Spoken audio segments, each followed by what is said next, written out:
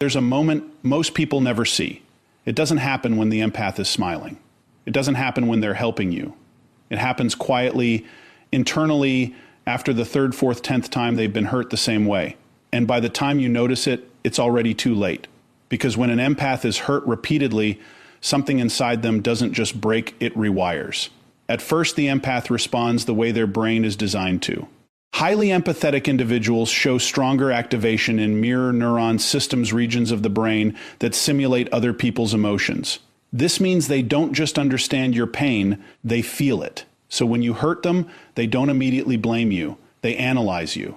They excuse you. They absorb the emotional impact and try to fix it. But here's the problem. The human nervous system is not built for endless emotional injury without adaptation. Repeated emotional pain activates the brain's threat detection system, especially the amygdala. Over time, this creates a pattern. The empath starts associating people with danger, and this is where the shift begins. At first, they over-explain, then they overgive, then they overthink. But eventually, they go quiet, not because they're weak, because their brain is learning.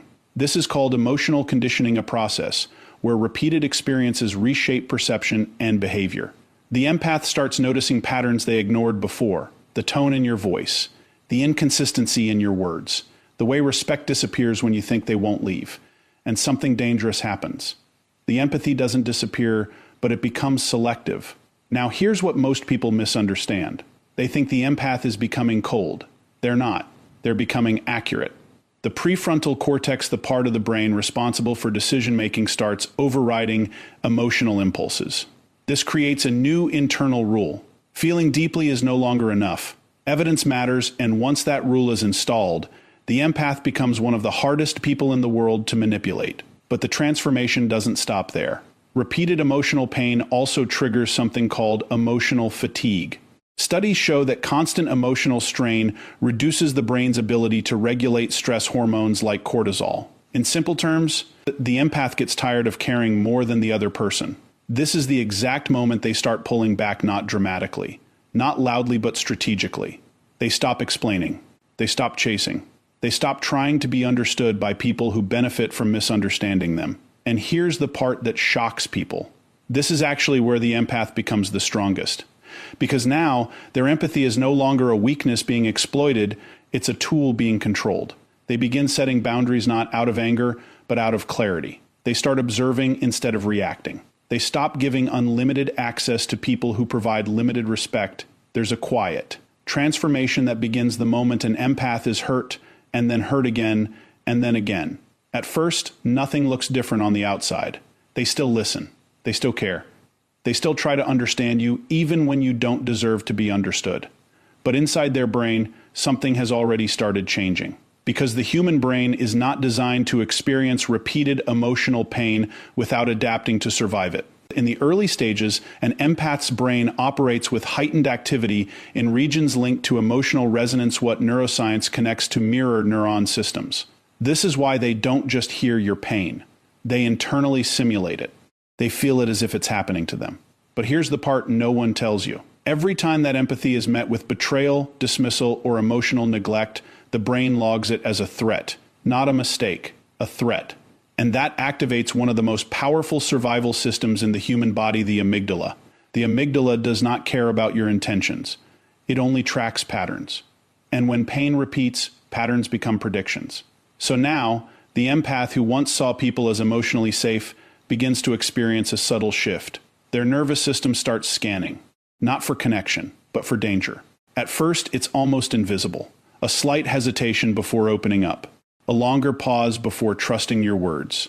A quiet internal question they never used to ask. Is this safe, or is this going to hurt again? This is how rewiring begins. Neuroscientists call this process neuroplasticity, the brain's ability to reorganize itself based on repeated experiences. And repeated emotional pain is one of the fastest ways to trigger it. Because from a biological standpoint, emotional pain activates the same neural pathways as physical pain. Let that sink in. To the brain, being repeatedly hurt emotionally is not metaphorically painful, it is neurologically real. Studies using brain imaging have shown that social rejection and emotional distress light up the same regions associated with physical injury. So when an empath is hurt again and again, their brain doesn't interpret it as just feelings. It treats it like ongoing damage, and the body responds accordingly. Stress hormones like cortisol begin to rise more frequently. The nervous system shifts into a semi-permanent state of alertness. This is why empaths who are repeatedly hurt often feel exhausted, even when they've done nothing physically demanding, because they are. Emotionally, neurologically, chemically, they are in a constant cycle of processing, anticipating, and protecting. And here's where it gets even more intense. With enough repetition, the brain stops waiting for the pain to happen. It starts predicting it before it arrives. This is called anticipatory stress, and it changes everything.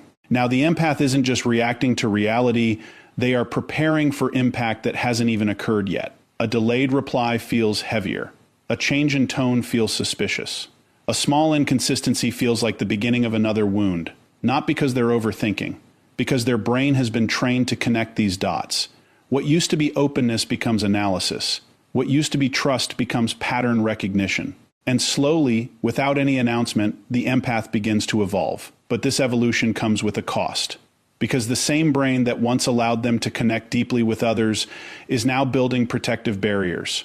Connections that once felt effortless now require evaluation. Vulnerability that once felt natural now feels risky.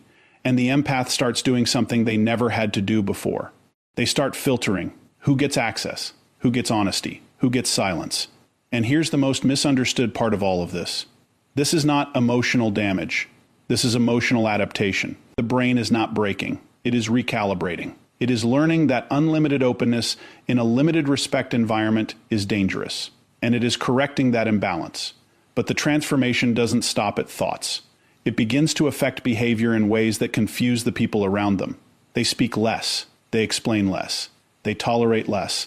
Not because they've lost their ability to care, but because their brain has learned that caring without boundaries leads to pain, and the nervous system is designed to avoid repeated pain at all costs. So now, instead of leaning in, they lean back. Instead of giving more, they observe more. Instead of reacting emotionally, they process strategically. This is the moment the empath becomes unpredictable to those who once relied on their predictability. Because before, they were easy to read. They would forgive quickly. They would understand endlessly. They would stay even when staying cost them everything. But now, their brain has new data, and new data creates new behavior. And behavior is what people notice. Suddenly, the empath doesn't respond the same way. They don't chase clarity. They don't argue for connection. They don't beg to be understood, because their brain has already run the pattern. It already knows how the story ends. And this is where their internal power begins to rise. Not loudly, not aggressively, but with a quiet certainty that changes everything. Because once the brain has been rewired through repeated emotional pain, it becomes almost impossible to return to blind trust. The empath doesn't lose their depth. They lose their naivety. And that shift is permanent. Now they see what they once felt. They recognize what they once ignored. They understand what they once excused. And the most dangerous part? They no longer need closure. Because their brain has already completed the pattern. And when an empath reaches that stage, you won't see a breakdown. You won't see a dramatic exit. You'll see something far more powerful. A calm, controlled, almost surgical withdrawal. Because internally, the rewiring is complete. The brain has learned the lesson. The nervous system has adapted.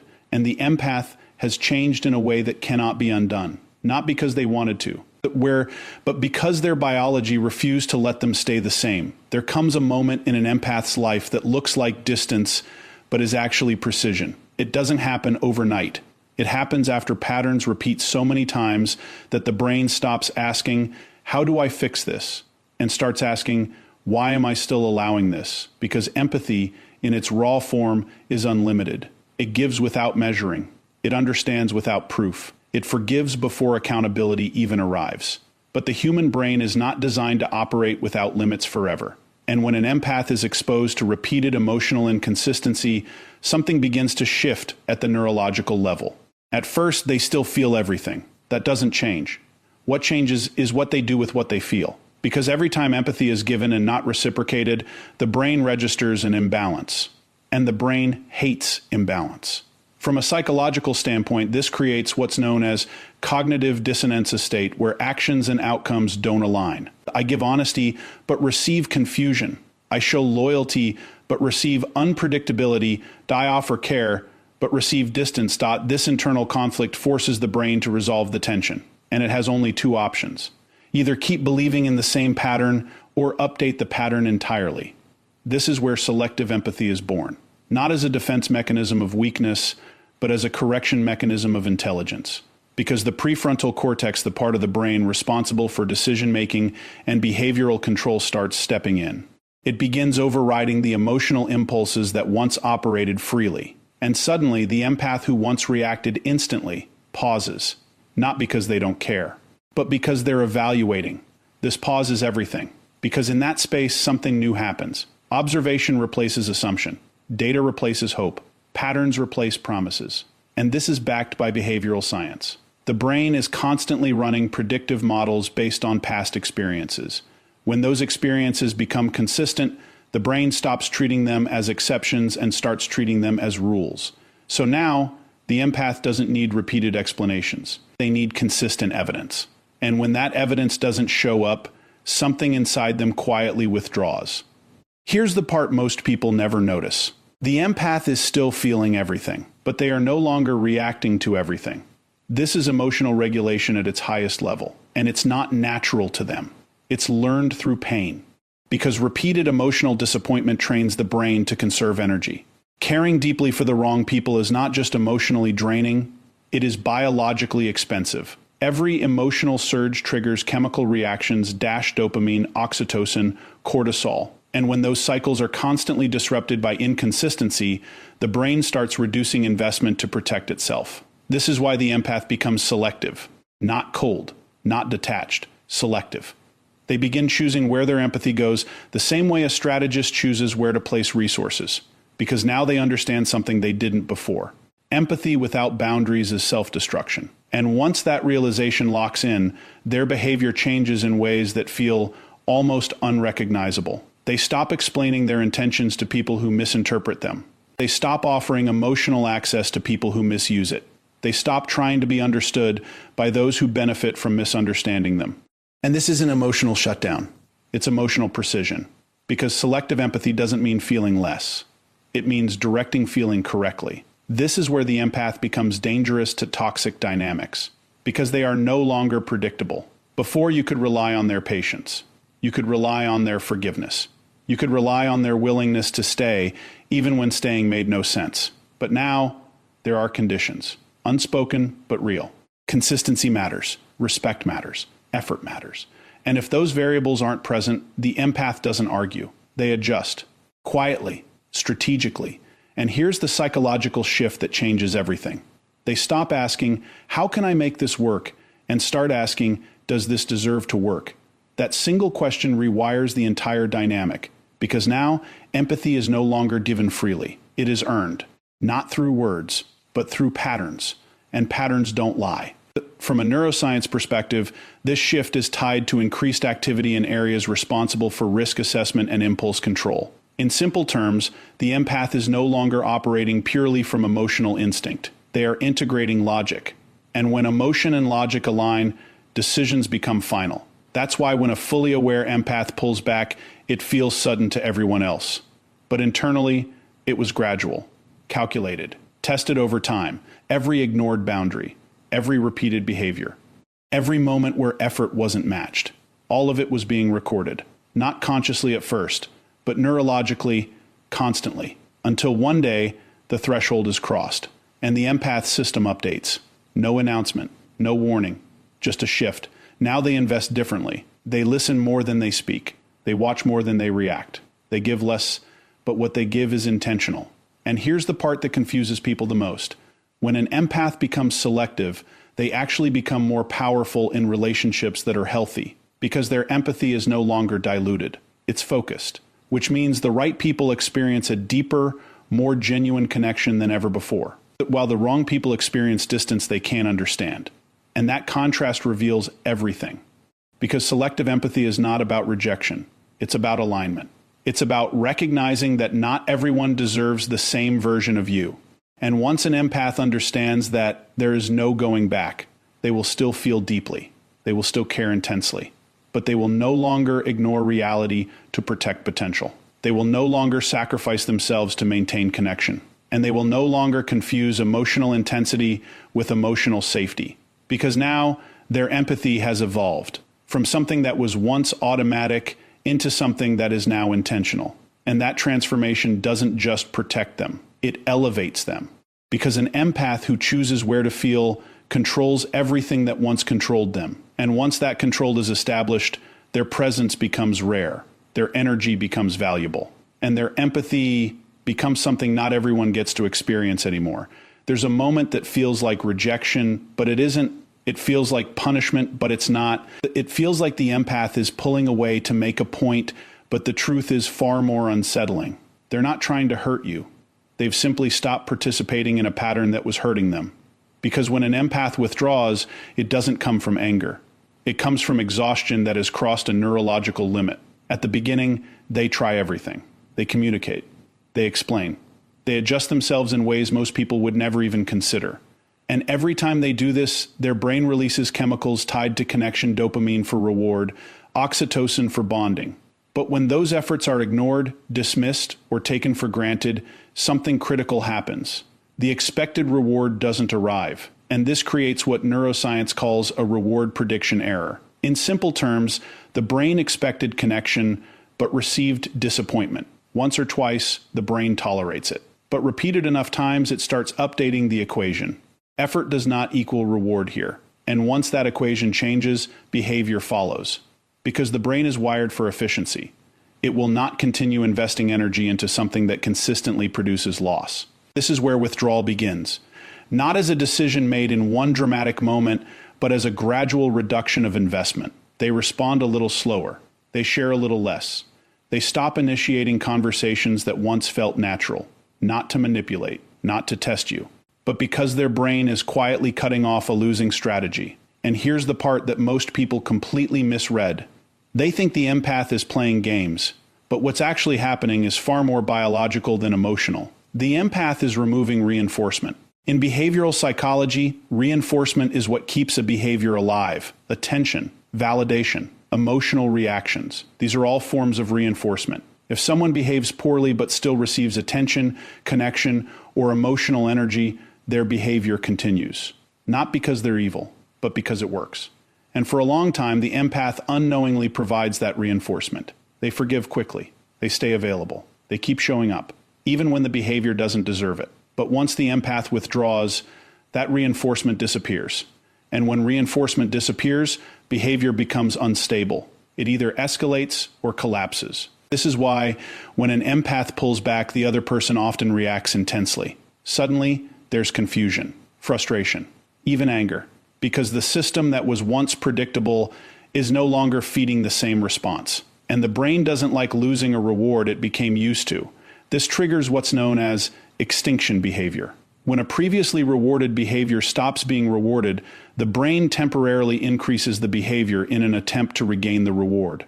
That's why you might see sudden effort, unexpected messages, emotional reactions that were never there before. But here's the critical part.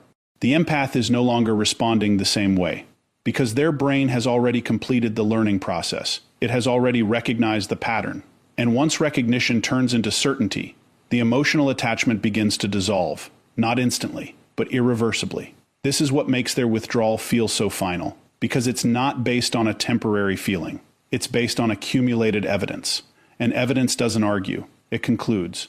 Now let's talk about the internal shift that happens at this stage. The empath stops seeking closure. This alone changes everything.